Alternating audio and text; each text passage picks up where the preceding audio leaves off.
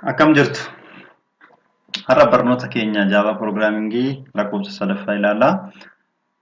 Yaada yoo qabaattan karaa imeelii yookiin telegiraam akkaawuntii fuulduratti argitan kana nu quunnamuu dandeessu. Har'a kan nuyi ilaallu garaagarummaa C++ fi Javaati.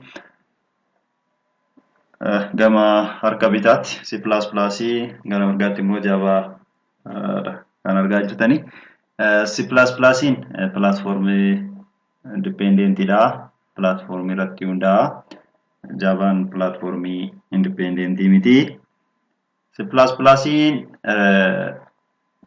sistem pirogiraamingii hojjechuudhaaf si'a baay'ee kan nu fayyadu. Yeroo Javaan immoo appilikeeshin pirogiraamingii hojjechuuf nu fayyada. C++ inheritaansii multiple inheritaansii ni deeggara. Javaan multiple inheritaansii yookiin immoo inheritaansii baay'ee kilaasota gidduu jiru hin eeyyamu jechuudha.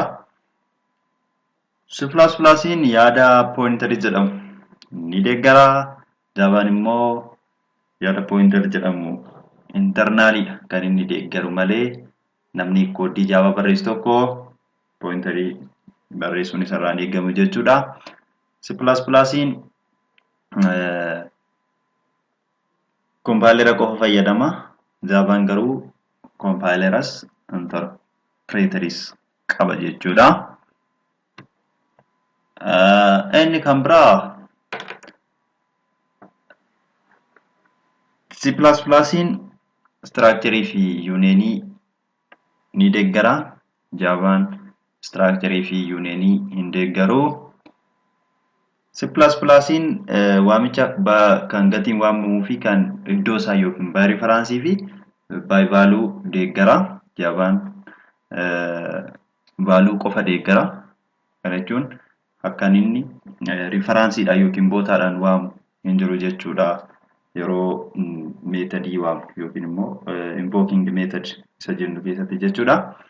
C++ operator overloadingii ni deeggara. Javaan operator overloadingii hin deeggaru jechuudha. C++ goto statementii ni deeggara.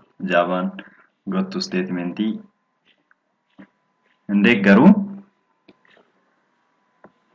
Barnoonni keenya har'aa kanuma irratti dhaabbata. Chaanalii keenya share subscribe gochuu hin dagatinaa. Torban dhuftu garaagarummaa JDK, JRE fi JVM kan ilaallu ta'a. Torban gaarii.